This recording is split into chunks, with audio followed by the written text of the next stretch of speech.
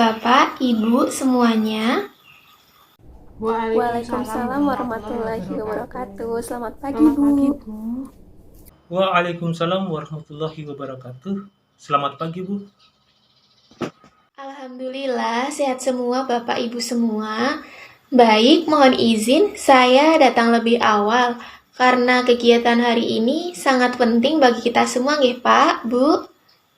Ya, Bu, terima kasih sudah berkenan hadir untuk keluarga kami. Baik, Bapak Ibu, sebelum penyuluhan hari ini dimulai, mari kita berdiskusi sejenak agar permasalahannya lebih jelas. Dari data Puskesmas, baru-baru ini di Dusun Pak Mehajaya ini ada penderita TBC baru 5 orang, yang 3 belum berobat, yang 2 mau berobat tetapi malu dan menutup diri di rumah saja. Apa betul demikian? Betul, Bu Nadila, saya kemarin menyampaikan langsung ke Puskesmas setelah mendapatkan laporan dari kader kesehatan, Bu Orini. Baik Pak Dukuh, terima kasih. Saat ini sudah ada Bu Siti. Selamat pagi Bu Siti, apa kabarnya? Bagaimana Bu Siti pasien yang batuk-batuk lama atas nama Tuan X, Tuan Y, dan Tuan Z? Sudah ada perkembangan apa belum Bu? Ya, Bu Dokter, tinggal nunggu sembuhnya kok. Udah biasa. Akan saya telateni lemijit. Aku tuh udah biasa kok. Nanti lama-lama juga akan sembuh. Banyak pasien saya yang sembuh memang batuk kayak gitu. Udah biasa saya tuh. Begitukah Bu Siti? Baik, nanti coba kita akan bahas bersama ya. Semoga nanti kita bisa menyatukan upaya bersama pasien sembuh, Bu Siti juga tetap sehat dan bisa memijat, namun kita harus mempelajari bersama. Nanti biar punya cara yang paling ampuh untuk kita semua. Baik Pak Dukuh, apa penyuluhan kita hari ini bisa segera dimulai? Sebentar, Bu. Sebetulnya saya ini jadi kader, tetapi kok takut ketularan ya, Bu. Iya Bu, sebentar. Ini loh, di dusun ini itu para remaja tanggung sukanya pada begadang, kumpul-kumpul bersama merokok. Apa itu tidak berbahaya ya Bu? Baik Bu Rini, Mbak Balkis, mari kita kupas tuntas bersama-sama ya. Mari Pak Dukuh, segera kita mulai acaranya. Baik, Bu. Assalamualaikum warahmatullahi wabarakatuh. Alhamdulillah, pada pagi hari ini kita bisa melaksanakan pertemuan untuk penyuluhan kesehatan dengan topik penyakit tuberkulosis atau TBC. Yang terhormat Bu Nadila dari Puskesmas Segar Waras, yang kami hormati Bapak Ibu pengurus dusun dan tamu undangan, marilah acara pertemuan hari ini segera kita mulai. Harap semua warga bisa memperhatikan dengan seksama, karena informasi ini sangat penting untuk kita semua agar kita menjadi lebih sehat. Untuk itu, waktu dan tempat kami aturkan untuk Bu Nadila. Silahkan, Bu. Terima kasih Bapak, Ibu. Assalamualaikum warahmatullahi wabarakatuh. Salam sejahtera bagi kita semua. Selamat pagi Bapak, Ibu semuanya. Perkenalkan, nama saya Nadila. Saya sebagai perawat dari Puskesmas Seger Waras. Pada pagi hari ini, selama 1 jam ke depan, kita akan bersama-sama membahas bersama sharing tentang tuberkulosis atau TBC. Bagaimana? Apakah Bapak Ibu bersedia? Bersedia. Alhamdulillah. Baik, pokok bahasan kita tentang tuberkulosis antara lain adalah yang pertama, pengertian tuberkulosis, yang kedua, faktor risiko terkena penyakit tuberkulosis, yang ketiga, tanda dan gejala penyakit tuberkulosis, yang keempat, bagaimana cara penularan penyakit tuberkulosis, yang kelima, pengobatan tuberkulosis, dan yang keenam, bagaimana cara pencegahan dari penyakit tuberkulosis, serta yang ketujuh, bagaimana etika batuk yang baik dan benar. Kita ke pengertian tuberkulosis ya Bapak-bapak, Ibu-ibu. Pengertian tuberkulosis adalah suatu penyakit infeksi menular yang disebabkan bakteri Mycobacterium tuberculosis yang dapat menyerang berbagai organ, terutama paru-paru. TBC atau tuberkulosis adalah penyakit menular yang disebabkan karena adanya kuman Mycobacterium tuberculosis yang masuk ke dalam tubuh melalui pernafasan. TBC adalah penyakit infeksi yang menular dan juga dapat menyerang organ tubuh, terutama di paru-paru. Selanjutnya, kita ke faktor risiko terkena penyakit tuberkulosis.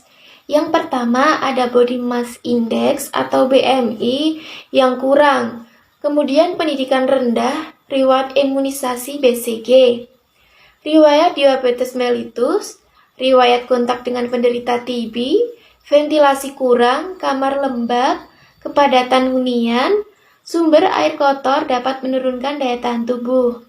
Ada tempat pembuangan sampah, tempat pembuangan dahak, lalu pendapatan rendah, nutrisi kurang mendukung, serta riwayat merokok ya, bapak-bapak, ibu-ibu. Lalu kemudian kita ke tanda dan gejala TB. Gejala utama TB paru adalah batuk berdahak selama 2 minggu atau lebih. Lalu ada gejala tambahan, diantaranya dahak bercampur darah, batuk darah, sesak nafas, badan lemas, malaise, nafsu makan menurun, berat badan menurun, berkeringat malam hari tanpa kegiatan fisik, dan juga demam meriang lebih dari 1 bulan. Kita lanjut nggih, bapak-bapak, ibu-ibu, ke cara penularan penyakit tuberkulosis. Yang pertama, Mycobacterium tuberculosis menyebar dari satu orang ke orang lainnya ketika penderita TB mengeluarkan dahak atau cairan liur dari mulutnya yang berisi kuman ini ke udara. Misalnya saat batuk, bersin, berbicara, bernyanyi, atau bahkan tertawa. Dilansir dari CDC, terdapat 4 faktor utama yang menentukan kemungkinan penularan TBC. Kemudian kerentanan seseorang yang biasanya bergantung pada kondisi sistem kekebalan tubuhnya. Lalu seberapa banyak droplet atau percikan dahak bakteri Mycobacterium tuberculosis yang keluar dari tubuhnya. Lalu yang kelima, faktor lingkungan yang dapat memengaruhi jumlah droplet serta kemampuan bertahan hidup bakteri Mycobacterium tuberculosis di udara. Yang keenam, kedekatan, durasi, serta seberapa sering paparan seseorang terhadap bakteri Mycobacterium tuberculosis ini di udara. Kita lanjut ke pengobatan tuberkulosis. Penyakit TB dapat disembuhkan secara tuntas dengan minum obat secara rutin dan teratur, minimal selama 6 bulan, dibantu oleh pengawasan minum obat atau PMO. Boleh dari keluarga atau kader setempat jika tidak ada keluarga. Pengobatan tuberkulosis ini terdiri dari fase awal atau intensif, 2 bulan minum obat setiap hari dengan dosis disesuaikan berat badan, dan fase lanjutan selama 4-6 bulan. Obat diminum setiap minggu 3 kali, bisa memilih hari Senin, Rabu, dan Jumat, atau Selasa, Kamis, dan Sabtu. Fase lanjutan adalah bertujuan untuk membersihkan sisa-sisa kuman dan mencegah kekambuhan. Potensi infektif atau potensi menularkan akan menurun setelah minum obat 2 minggu. Pasien dengan sputum BTA positif akan menjadi negatif setelah minum obat dengan teratur selama 2 bulan. Obat harus diminum teratur setiap pagi, sebelum makan, dan tidak boleh jeda, untuk menghindari bakteri kebal terhadap obat, dan berpotensi menjadi TB kebal obat, yang akan membuat penyembuhan semakin sulit dan lama. Pemeriksaan dan pengobatan dapat dilakukan di puskesmas secara gratis. Selanjutnya, bagaimana cara pencegahan dari penyakit tuberkulosis? Beberapa tips gaya hidup sehat untuk membantu menjaga dan pencegahan penyakit TB kepada teman dan keluarga dari infeksi kuman. Jika dalam satu rumah ada yang baru saja terdiagnosa tuberkulosis, usahakan selama 2 minggu pertama pengobatan untuk TB aktif tidak ada yang tinggal satu kamar. Kemudian meludah pada tempat khusus, diberikan desinfektan atau air sabun. Yang keempat, tutup mulut menggunakan masker kapan saja. Masker efektif mencegah TB. Lalu, buang masker secara teratur, hindari udara dingin, olahraga teratur, tidak merokok, lalu makan makanan yang bergizi tinggi karbohidrat dan tinggi protein untuk meningkatkan daya tahan tubuh. Kemudian, membuka jendela agar rumah mendapat cukup sinar matahari dan udara segar. Kuman TBC bisa mati karena sinar matahari langsung. Lalu, ventilasi ruangan. Kuman TB menyebar lebih mudah dalam ruangan tertutup kecil, di mana udara tidak bergerak. Jika ventilasi ruangan masih kurang, boleh jendela dan gunakan kipas untuk meniup udara dalam ruangan keluar. Kemudian, pisahkan sementara barang yang digunakan penderita, cuci secara terpisah dan tidak digunakan oleh orang lain. Kemudian, menjemur alas tidur agar tidak lembab. Lalu yang terakhir, mendapatkan suntikan vaksin BCG bagi bayi baru lahir hingga usia 2 bulan untuk menghindari TBC berat atau meningitis dan miliar. Selanjutnya, bagaimana sih etika batuk yang baik dan benar itu? Sebagai langkah pencegahan penularan TBC, Anda harus memahami etika batuk atau bersin sebagai berikut. Yang pertama, gunakan masker. Lalu, tutup mulut dan hidung dengan lengan atas bagian dalam, seperti ini. Ya, bapak-bapak, ibu-ibu. Lalu, tutup mulut dan hidung dengan tisu. Selanjutnya, jangan lupa membuangnya ke tempat sampah. Kemudian yang terakhir, cucilah tangan dengan menggunakan sabun dan air mengalir. Bagaimana bapak-bapak, ibu-ibu, apakah bisa dimengerti? Mengerti, Bu. Cuman kok masih takut. Wela, gimana toh Bu Rini? Gitu weh, enggak dong, berarti belum paham. Tadi tuh piye udah diterangke cara penularannya. Gini loh. Jadi kayak gini loh Bu Rini, mau kile nerangke Bu dokter kae le bilang tuh rak gini, tuberkulosis itu penyebabnya bakteri itu le iso nular saka semprot saka mulut hidung apa mau droplet infection. Jadi nek kita itu ngomong guyu nyanyi tertawa terbahak-bahak mulutnya nggak pakai masker lah itu wong sek mengandung TBC mau nyebar nyemprot, makanya iki kudu nggo masker ditutupi rapet. Jadi itu tadi Bu Dokter juga bilang, ya Bu Dokter tak bilang nek ono empat sing mempengaruhi kita itu bisa tertular apa enggak. Contohnya nek misale daya tahan kita itu baik apa enggak, nek ora apik ya gampang kena penyakit. Terus sing metu bakterinya itu banyak apa enggak, jadi yang semprot-semprot dari mulut apa dari hidungnya orang yang TBC itu banyak apa enggak. Terus setelah nyemprot itu udaranya itu apa lingkungannya ini ki panas apa lembab apa gitu, nek kumane metu njuk mati ya kita nggak kena, nek njuk metu banyak terus kumane kui mau masih hidup terus kita deket cedak terus karo pasien ini ya itu awake dhewe yo bisa kena. Terus selain itu yo bakterinya itu uripe bagaimana dia bisa bertahan hidup terus banyak ning lingkungan kita itu marahin nular ngono kuwi lho Bu Rini. Betul tau Bu Dokter kayak gitu ya Bu ya? Tepat sekali Bu Siti, apakah masih ada yang belum mengerti? Bu Rini, apakah masih takut tertular? Mudah-mudahan nggak takut ya Bu Nadila. Kalau tidak ada pertanyaan, saya yang akan gantian bertanya. Apa pengertian TBC nih? Pertanyaan buat Bu Rini, silahkan dijawab Bu.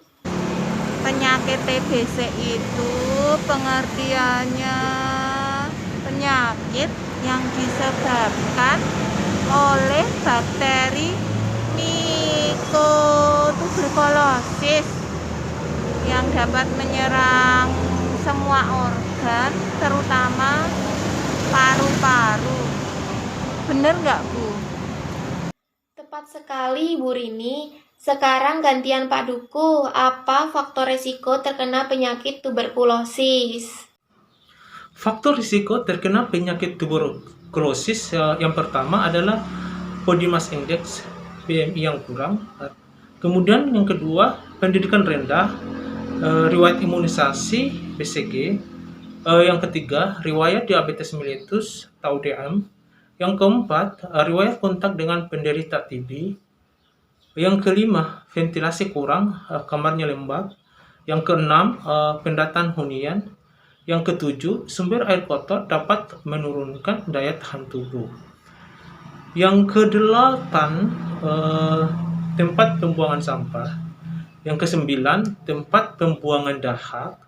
Yang 10, pendapatan rendah, nutrisi kurang mendukung riwayat merokok. Baik Pak Duku, jawaban sangat bagus. Lanjut nggih. Bagaimana tanda dan gejala TB Bu Siti? Weh lah Bu Dokter ini ngetes aku pada nggak tahu wae. Tak sebutke yo tadi yang Bu Dokter bilang tondo-tondone orang kena TBC itu batuk 2 minggu atau lebih, terus demam-demam, badannya itu demam-demam, sok enggak, sok demam sok enggak, 1 bulanan gitu.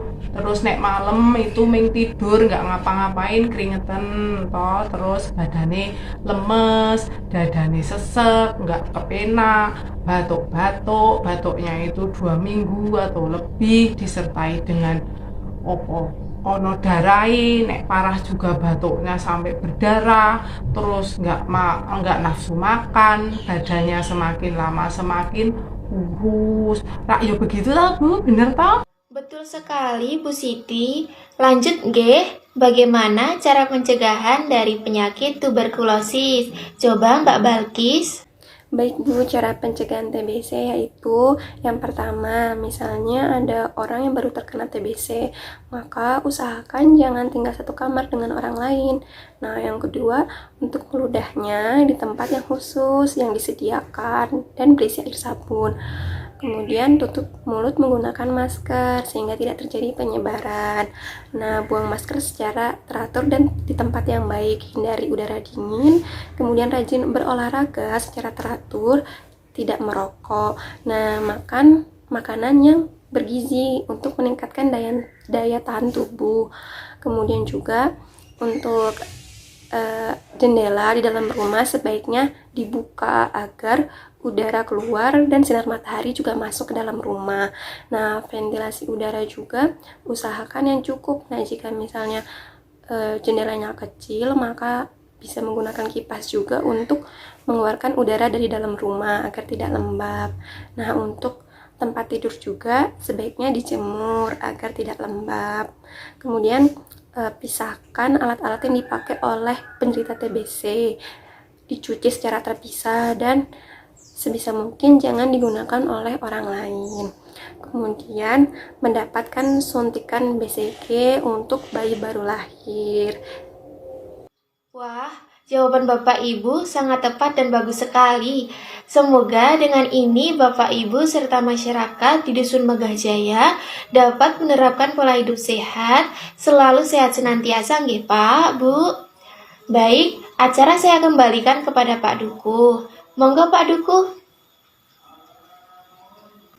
Baik Bapak Ibu semuanya yang hadir pada hari ini, setelah kita mendapatkan penyuluhan dari puskesmas, ternyata TB itu sangat mudah disembuhkan setelah minum obat 2 minggu. Jadi penyakit TB sudah tidak menular lagi. Yang penting berobat 2 minggu itu tertib, teratur, dan dilanjutkan sampai tuntas, yaitu 6 bulan sampai 9 bulan.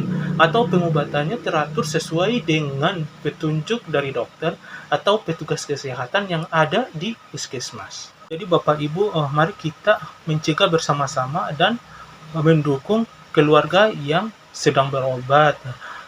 Tidak perlu jauhi keluarga penderita yang mengalami penyakit TB. Keluarga ini wajib kita dukung agar mereka segera sembuh. Yang penting kita sudah tahu bagaimana cara penularannya. Demikian saya beserta warga Dukuh Megah Jaya mengucapkan banyak terima kasih atas informasi kesehatan TB yang telah diberikan oleh Mbak Nadilah.